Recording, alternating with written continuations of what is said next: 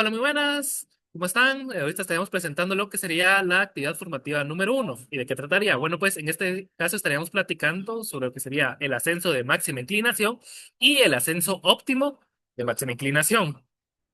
Presentado por su servidor, Guillermo José Schwartz López, y por Rubén David Gran.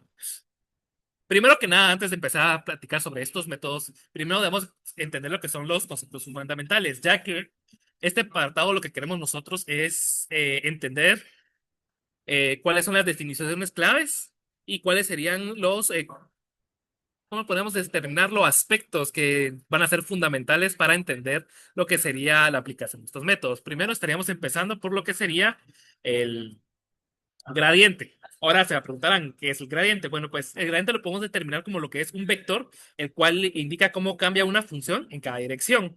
Podemos imaginarlo como una flecha, como tal que tenemos acá, que apunta hacia donde una función crece más rápido. Matemáticamente, si hablamos, está formado por una derivada parciales de la función respecto a cada variable. Por ejemplo, aquí tenemos este ejemplo visual, el cual la función representa, imagínense que este es tal vez una colina, aquí es la altura, aquí es la dirección, la inclinación, ¿verdad? Entonces, ¿qué es la gradiente? Bueno, pues la gradiente en esta colina estaría señalando la dirección de la pendiente más pronunciada, es decir, hacia arriba. Entonces, si queremos ascender, vamos subiendo, ¿verdad? Está un paso, dos pasos, tres pasos, cuatro pasos. Y en el dado caso que nosotros queremos llegar a descender, entonces simplemente tomamos la dirección contraria, lo cual indicaría lo que es un negativo, en la gradiente, ¿verdad? ¿Por qué cambia, ¿por qué cambia lo de la gradiente en la dirección máxima de inclinación? Bueno, pues porque el cambio más grande en el valor de una función ocurre cuando avanzamos exactamente en la función del gradiente. Cualquier otra dirección, por ejemplo, por más mínimo que sea el cambio, puede ocurrir puede ocurrir que ocurra cualquier cambio inesperado, por así decirlo. Por eso la gradiente actúa como una brújula, ya que nos muestra el camino más eficiente hacia el máximo de una función. Ahora estaríamos hablando un poco más sobre los métodos, tanto de ascenso y también cómo esto se relaciona con la gradiente. Entonces aquí debemos de saber cómo movernos, ¿verdad? Aquí lo que tenemos sería los métodos de ascenso, lo que prácticamente se puede resumir en estrategias para avanzar iterativamente hacia el punto donde la función alcanza su máximo. En cada interacción calculamos la gradiente en punto al cual nos desplazamos en una dirección. Prácticamente se estaría definiendo o resumiendo en esta función, donde x sub k es la posición actual, la diferencia de f es el gradiente y alfa sub k es el tamaño del paso. Este proceso se va a repetir, se repite continuamente hasta que la gradiente se llega a volver demasiado pequeña, el cual determina que estamos cerca del punto máximo. Aquí es importante tener uno de los siguientes aspectos más claros. Si el paso es demasiado grande, podríamos saltarnos el máximo, lo cual ocurriría que el método oscile o llegue a divergir. En el dado caso, si nosotros hacemos pasos muy pequeños, el proceso será muy lento, lo cual necesitará muchas iteraciones para converger. Por eso la efectividad del método depende tanto del cálculo de la gradiente como de los ajustes que tengamos del paso. Entonces, principalmente tenemos lo que son los dos métodos. Un acceso con paso fijo, lo cual aquí el valor de alfa es el mismo en cada iteración. Es más rápido y es más fácil de implementar, pero es sensible a la elección de un alfa, es decir, un valor incorrecto puede hacer que el método no avance correctamente. Mientras tanto, en el caso de ascenso con paso óptimo, en este caso, cada iteración se busca el alfa que maximiza la función en la dirección de la gradiente. Este proceso se conoce como una búsqueda lineal y asegura un avance más eficiente y estable, aunque requiere más tiempo de cálculo. Entonces, estaríamos como siguiente paso, estaríamos viendo una representación más gráfica de estos métodos prácticamente en manuales. Muy bien, entonces para comprender de manera visual cómo funcionan ambos métodos, ahorita tenemos unos ejemplos. Utilizamos lo que sería MATLAB, ya que es un software que hace una potencia bastante grande respecto al uso de la computadora. Así que veamos. Este sería el ejemplo de un acceso de paso fijo. Veamos de qué se trata.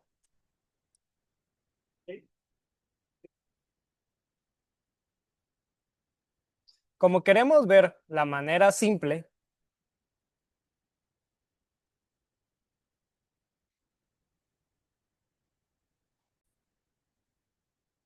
tenemos una figura bastante sencilla. Es un paraboloide invertido, digamos una montaña ideal. Podemos ver aquí. Entonces, la idea de hacer este pequeño software es que nosotros tenemos un punto inicial. Entonces, lo que va a hacer el paso fijo es que va a ir capa por capa, siguiendo un mismo alfa, y de esa manera va a buscar el máximo. Digamos, en este caso vamos a iniciar en este punto y veamos qué pasa. Llega.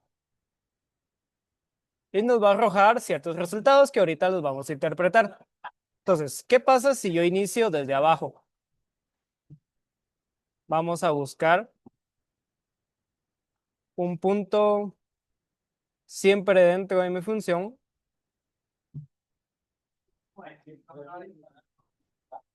Y nuevamente encontramos el máximo.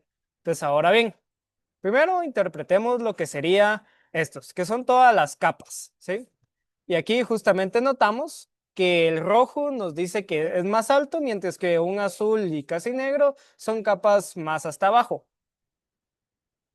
Interpretando estos resultados, lo que nos dice esto es el error de la función, lo cual dice que cuando va de paso en paso, porque es lo que tenemos desde un casi que error grande hasta que el error se va comportando más pequeño, lo cual tiene lógica porque al principio no sabemos dónde estamos. Simplemente cuando vamos avanzando gracias al gradiente, nos vamos a ir llegando al máximo y es lo que interpretamos de esta forma, una forma exponencial, ¿sí? Lo que sugiere que es un rango de alfa donde el método es estable. Ahora bien, la norma del gradiente. Iniciamos en un valor grande y va disminuyendo linealmente. Entonces, lo que nos dice que la pendiente local se reduce casi en la misma proporción. Para la distancia óptima, que es este resultado, notamos que es casi igual a la primera, lo que nos confirma que el movimiento es siempre hacia el máximo, pero de forma gradual. Y esto, el historial de pasos, como estamos en paso fijo, confirmamos que tiene un paso fijo de 0.35. La convergencia es lenta, pero es estable. Requiere, si se dan cuenta, demasiados pasos, casi 69, 70 pasos para llegar al máximo. Ahora, comparemos esto con el otro método.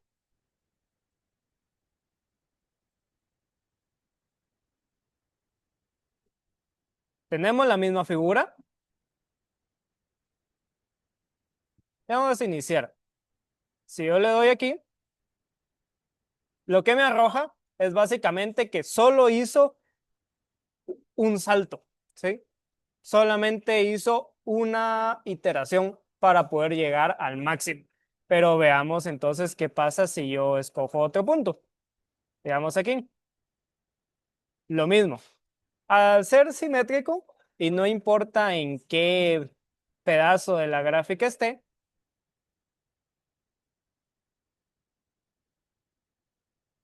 el resultado será el mismo, ¿sí?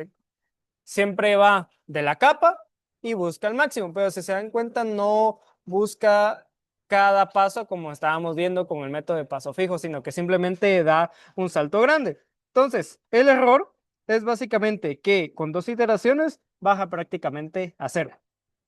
La, la norma del gradiente, que sería esto, disminuye. Y esto significa que ya está en el máximo. Para la distancia del óptimo, nos dice que para el paraboloide como es simétrico, la dirección del gradiente apunta directo al máximo y la búsqueda de alfa siempre lo lleva justo al pico. El historial de pasos no tenemos algo constante, ya que como da el salto, lo da desde 1.8 hasta 1.8015, ¿sí? Siempre hay una diferencia. Así que eso sería como que bonito si se mantuviera en una forma simple.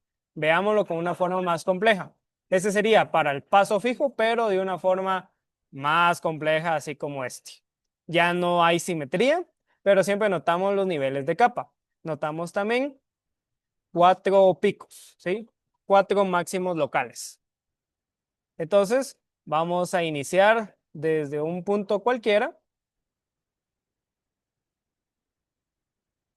y veamos qué pasa.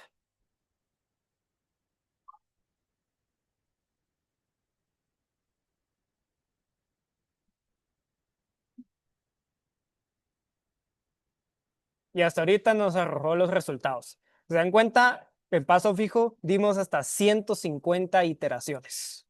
¿Bien? Veamos qué pasa si lo movemos de punto. Digamos alejado.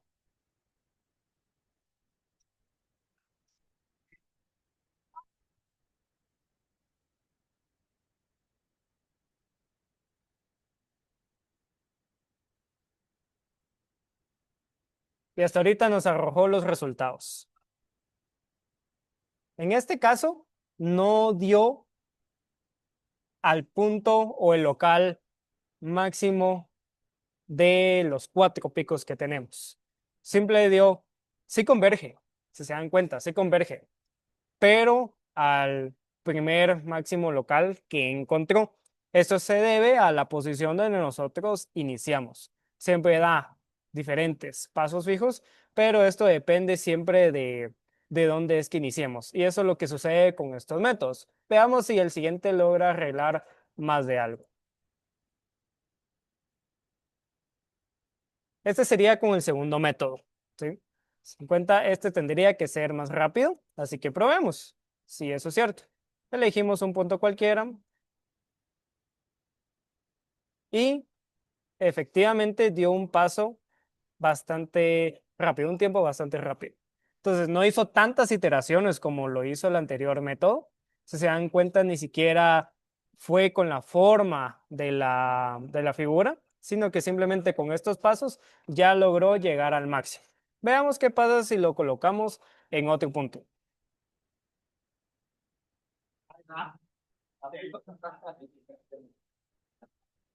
En este caso, tampoco logra llegar al máximo total de los 4 picos.